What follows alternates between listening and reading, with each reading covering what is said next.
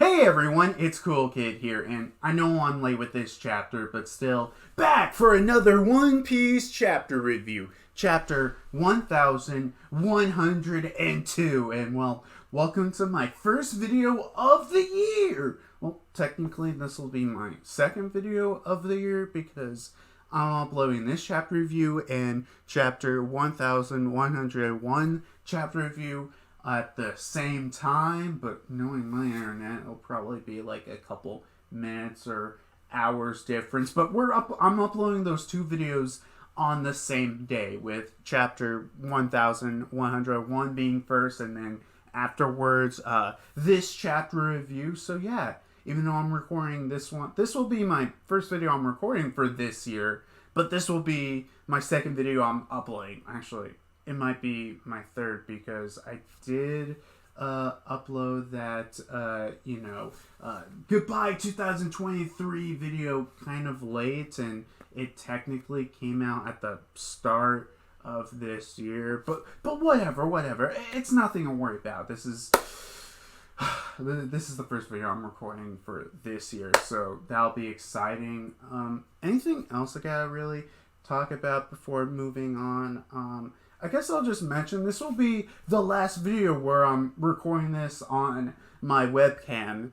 And, well, that's because, I don't know, I just never been really, I don't think it ever looked that great, especially, blowing up a webcam all the way to, a full screen 180, which, even though this is supposed to be a webcam that can do, like, 180, I'm not sure if it really is that great. I mean, webcams are cool for, like, a little image of you on, like, the corner of the screen, but I don't know, just blowing this up thing full, I don't know if it looks great. And plus, sometimes it just doesn't track motion that well, I notice sometimes. And, I'll probably be going back to my, typical old camera style, or, I don't know, some other way. But yeah, for right now, this is the last video I plan to record this way, with the webcam and my mic connected and everything, and stuff like that. But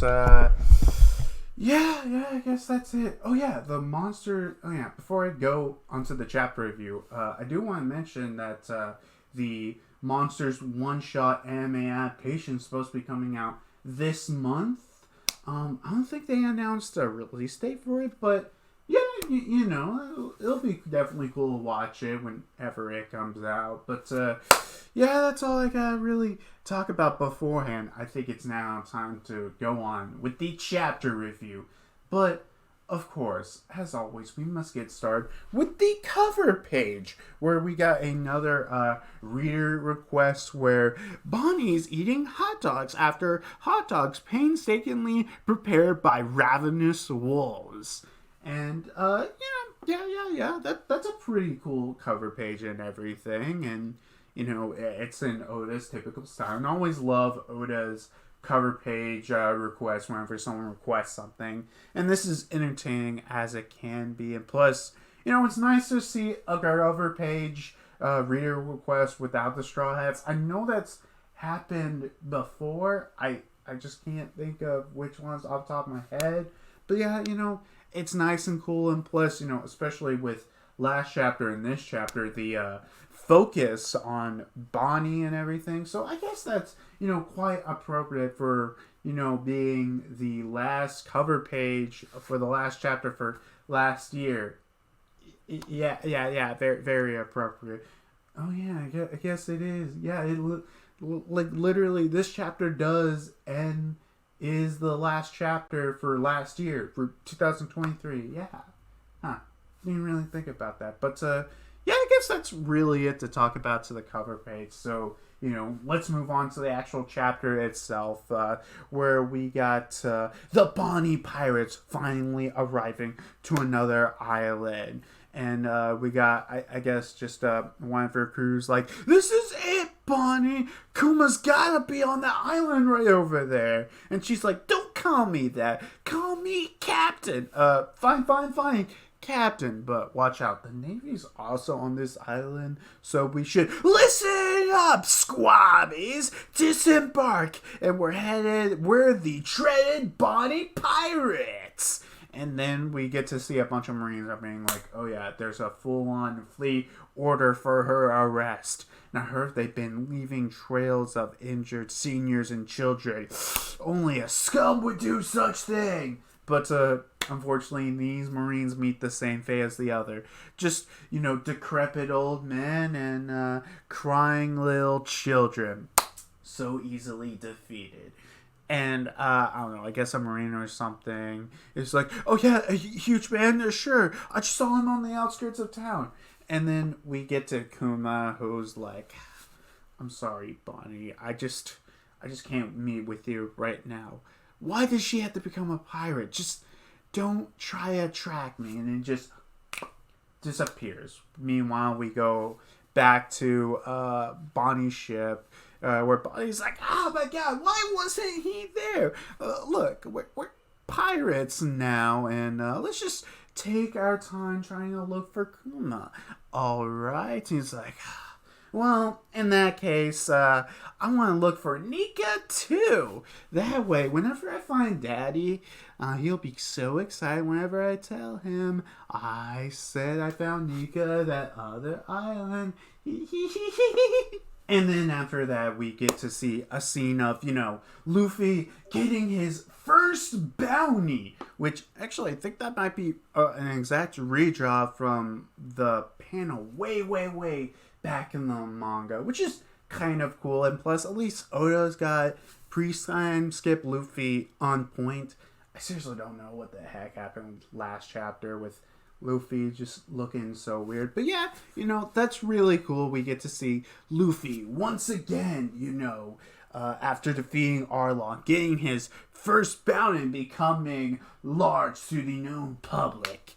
Yeah, and we actually do get to see a couple of scenes from, characters, all reacting to this. Obviously, characters that, we had no idea about up to that point. Let's see, we got Dragon, where he's heading to Locktown, and they're like, hey, you're heading to Locktown?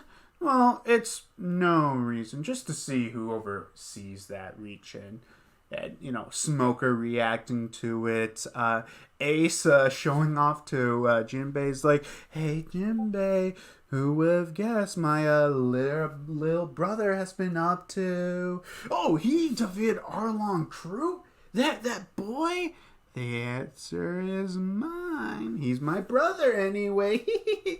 And we got Kuma, who's like, what a strange fate, Dragon. It seems both our children have became pirates. And then after that, we go back to Bonnie's crew, where they're like, these ironclad laws of piratey behavior, steal whatever you can from the bad guys, steal, and don't help the people unless they need to. Don't help. And then we go to Gyo, who's like, yeah, sure, why not? Also, I'm pretty sure that's you applying lipstick now. And Bonnie's like, yes, I'm all grown up now, and here on my cheek, so my daddy can recognize me now. So that's all left to get famous, and then he'll definitely know. Yeah, and then after that, we go to Egghead Island, which actually, yeah, I think this is the first time we're seeing Egghead Island to the flashback, and we got Kuma looking at all the PX models. Is like, I find this kind of eerie. And then we got Vegapunk being like, I'm not surprised, since, they look just like you. And we got Kuma being like, anyway, did you hear? No wait, that's freaking Vegapunk. He's like, did you hear the other day about the boy who declared war on the world government?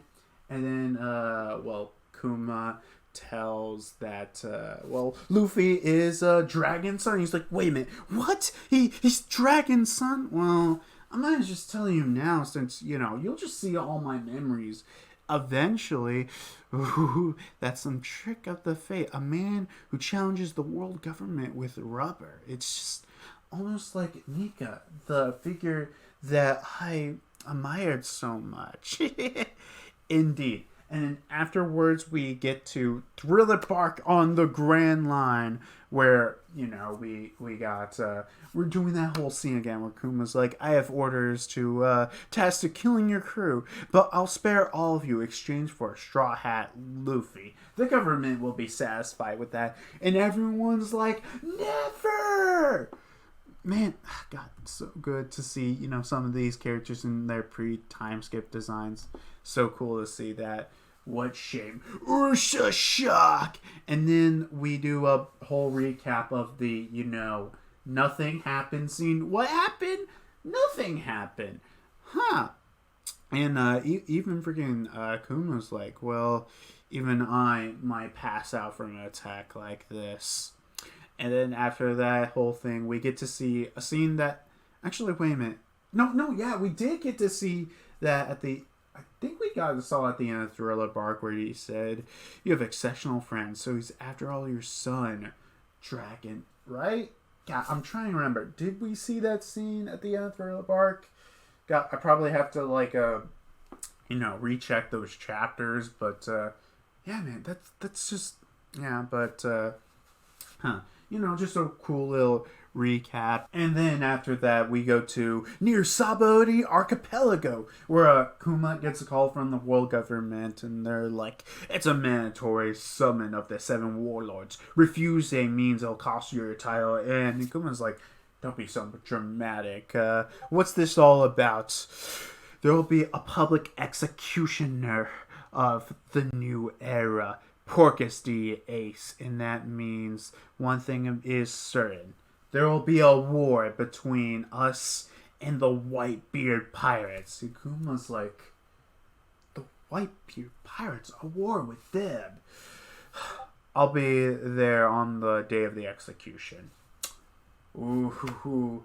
And after that, we get basically, that scene when Bonnie gets introduced where, she's in the restaurant just eating a whole bunch of food like, pizza, I want pizza. And we get to see Kuma just literally, I guess, watching Bonnie outside through a window outside the restaurant. It's like, Bonnie, I guess this is farewell. What a rugged pirate you've become, Bonnie.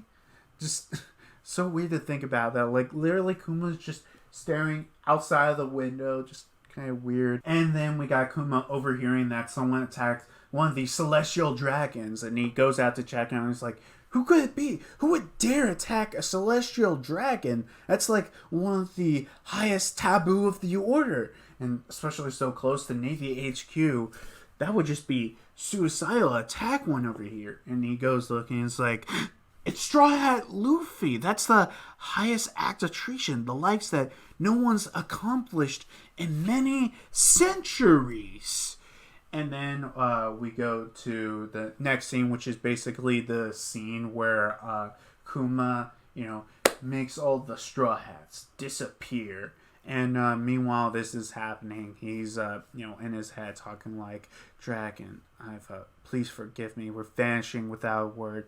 I leave behind the mark of my existence and Bonnie and the future of this boy. And then we get to the scene where Luffy's like, I couldn't save any single one of them.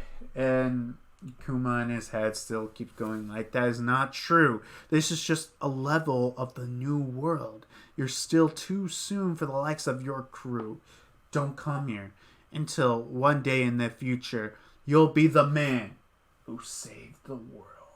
And then after, actually, okay, before we keep going, I do want to mention that it's kind of cool because I don't think we've seen like a scene like this ever in One Piece. There might be, I'm just forgetting, but where we're going through, events that we've already seen, but in kind of a different perspective. And even though you could argue about that with the Thriller Bark stuff, honestly, it's just kind of the same-ish, but like, Kuma watching Bonnie, him reacting like, oh my god, it's Straw Luffy who did that.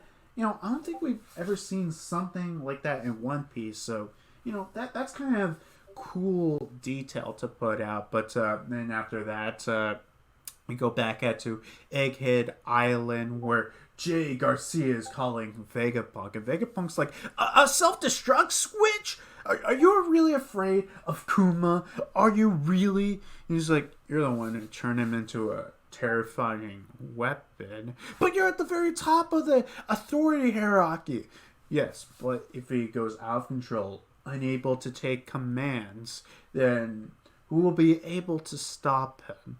Don't argue with me, Dr. Vegapunk. I know you're just a lowly herded scientist. But then what about exchange for doing that? Maybe a little bit of like a free will? Look, I just invented this neural pathway switch that can be switched in between mental states, like a dual personality. If you just let me test it on him, and then he's like, I gave you an order, Vegapunk. Do not leave any free will to him. I'm also a scientist, so you can't fool me. You can't deceive me, which, at a point, I guess he's a scientist, so cool on that, I guess. But then continuing on, Vegapunk's like, but then, what about Kuma, Bonnie? They'll meet ever again. So much very sad. And then we go to the scene where Kuma and Vegapunk are preparing to wipe his memory, and he's like, so happy you thought of me, Vegapunk. Well, why I shouldn't? At least you should have been heard out. And who was it who gave me supersonic hearing? Well, here we are, Kuma. The day that I finally flipped the switch on you. It's been 2 long years. Well, I've enjoyed them. Me too. Anyway, your first mission seems like you'll be on the fight against the Whitebeard pirates. They order a massive deploy of clone soldiers. So, after that, I'd like you to program a mission to me. And he tells him he wants Vegapunk to program to protect the Straw Hat ship. And he's like, guard the Straw Hat ship? Why would you do that? Well, I just like to protect their home, at least until they finally return once again. You know, even though I thought I won't be around to witness their growth. What pipe dreams do you even see in this boy? Something, his action shakes at me in his very core. And I know Nika's only a legend, but I instill those stories into Bonnie, a warrior one day who rides the rhythm of liberation and brings smiles to all. And if there is a hero who will grant a great transformation to the sea, I think must be him, that boy. A revolutionary making a bet on a pirate? Quite a dark horse you've chosen, but a contradiction of their humanity. Well, I guess it's now time to provide me with the material for my scientific research.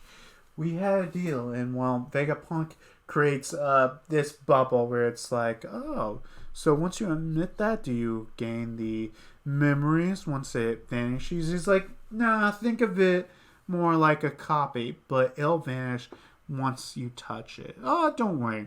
I built a system to allow me to interact with it with 0 contact. So just place it over there, and once, this will be quick. A clean clinical process. I'm a scientist. And Kuma's like, so, that's my life. How much nuisance was I at the end? Well, what is a life when a series of nuisance? And then we just get a whole page of Kuma, flashing through all his memories, all the people that he could think that's important. And at the end, he thinks about Bonnie. He's like, she'll survive. I am so glad. I am so thankful. And we got Vegapunk crying, being like, your death is a nuisance to every single person who's ever known and loved you. Listen to me, Kuma. You are good. You are a hero. To Bonnie, to all of us. And he tells Vegapunk, thank you. Vegapunk, I already know. Thank you. Thank you for saving Bonnie. If you should ever see Bonnie and pass on a message from me, tell her that's very happy 10th birthday. And thus, the chapter ends with Bonnie finally seeing all those memories, every single one of those memories instilled to her, just her breaking down, crying in tears, and thus ends the chapter.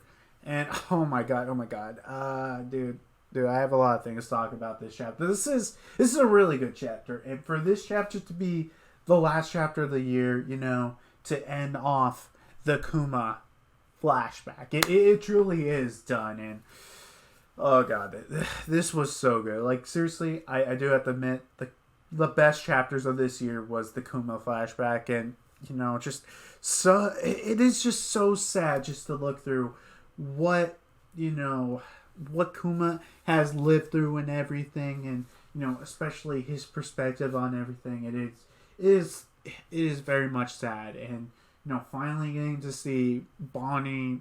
Finally, now we'll see all those letters that she never got to see. Finally knowing everything that her father thought of and everything. It's just, oh god, this is a really sad flashback. Honestly, one of these days I just gotta do a whole video talking about this flashback, because this is a really good flashback. Like, really good.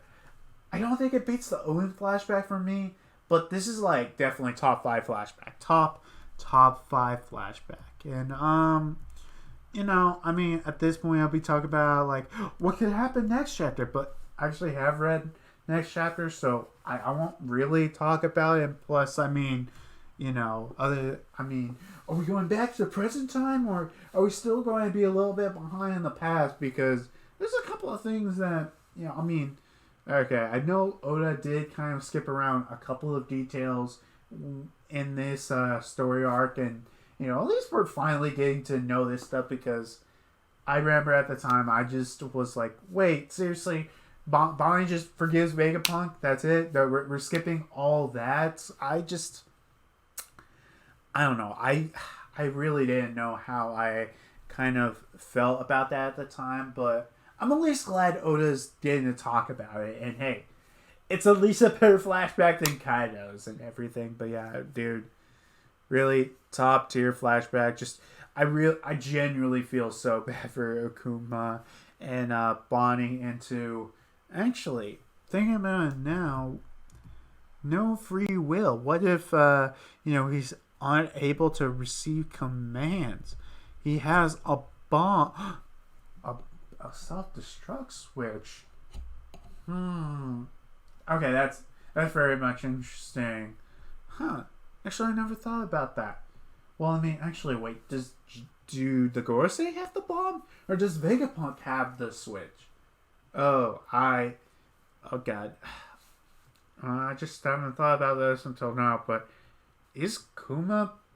Wait, is Kuma planning to just, like, blow his ass up to, like, one of the Gorosei or something? Oh god, I hope not. Please, Kuma, please don't die, dude.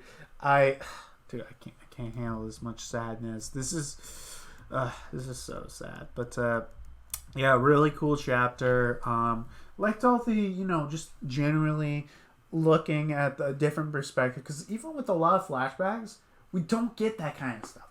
Now, I always find that so interesting when we do it. Oda redrawing moments from Priest time skip. His art is always great, always on point, and I love it. Most of it still was really weird last chapter how Luffy was drawn, but yeah, I guess that's it. Can't wait for the next chapter review whenever that comes out, because the chapters already came out by this point. But hey, at least next time I'll make some cool theories and everything on what could happen. Not next chapter, but next chapter. Yeah, sure. Yeah, but really cool. Anything else I want to say before signing out? Not about this chapter, but yeah, I guess that's really it. Can't wait to do next chapter review, and I don't know. I want to get back onto doing chapter reviews, get back onto the schedule and everything, and because like I really didn't say how I missed like most of the Kuma flashback, I never reviewed those chapters. It just kind of sucks. But hey, maybe it's 2024. Maybe I'll try to, have thoughts and, try to do way more videos. Because I got so many videos on the back burner. And, I think I'll try for this year to be the year where I push out so many of these videos that I just had in the back burner. I just never did them for some reason or whatnot. Perhaps this will be the year for that. But, until... let me do the like, comment, subscribe, because YouTube likes when you do that. I doubt most people will even get to the end of the video at this point, but if you want to, press the like button. If you don't want to, don't press the subscribe button or the likes or whatever. Look, it's all your choice. I'm giving you the option to press like. I'm giving you the option to press, subscribe and hit the bell and whatever. It's really all up to you. And heck, even leave a comment. That's your choice. No one's forcing you on that. Heck, you can even press the dislike button. I don't know why you would, since you really can't see it. Well, I guess you can get browser plugins to see it, but it's just whatever. It's all up your choice to do so if you want to. But until then, I guess I'll see you guys next time when we'll see finally the fruits of the labors of everything that Kuma has sacrificed. See you guys next time. God, can I reach off screen? Whatever. Yeah, I'll just stand right over here in the corner or whatnot. But yeah, damn, that was a really good chapter. Anything else I just want to say signing up? Oh yeah, I finally saw Godzilla -1. Actually, really good. I don't know if it's my favorite Godzilla film, but it's definitely like top 3. Yeah. It's definitely top 3. I can round it down to there. So I don't know. Maybe one of these days, maybe I'll do a ranking every Godzilla film. There's a lot, but what? We're in 30 or 40 films. That's doable. Way more doable than ranking, I don't know, every Disney movie or whatever. So yeah, there's at least to that. I guess I'll also say this here because I'll probably not make a video about it, but Kuma Rain Puff, she's graduating. Oh no, I seriously can't believe Niji Sanji just getting rid of just such wonderful talent. So very much sad. Well, hey, maybe we can hope Pomo Rain Puff or reincarnation comes to V Shoujo, but it's yet to see. But yeah, man. Oh god, can't wait, dude. I still can't believe they're getting rid of her, man. Gotta watch all those streams. So, man, so very much sad. Dude, I don't know why Niji Sanji does that. Dude, Pomo Rain Puff, come on. I loved her streams, especially all the Metal Gear ones. I just don't know. I just don't know what Niji Sanji's doing. But, yeah, man, before I get more sad thinking about this and everything, can't wait to, see she's got 2 weeks left, so see the 2 weeks worth of streams left. At least so very much sad, but and we don't need to this be a dour note. No focusing on sad Kuma flashback. No focusing on sad Bubble Ray Puff. Oh goddamn. Let's just enjoy the time we got. Until then, see you guys later.